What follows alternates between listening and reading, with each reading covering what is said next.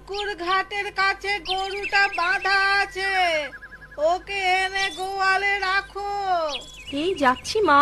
সাবধানে যেও, চুলের খোপা শক্ত করে বেঁধে নাও, দেখো আবার খুলে না যায়।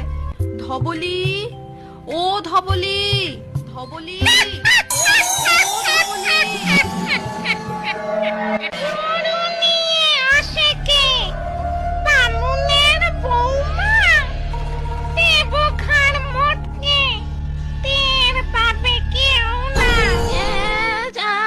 হ্যাঁ মাসিমা, কিন্তু আপনাকে তো ঠিক চিনতে পারলাম না।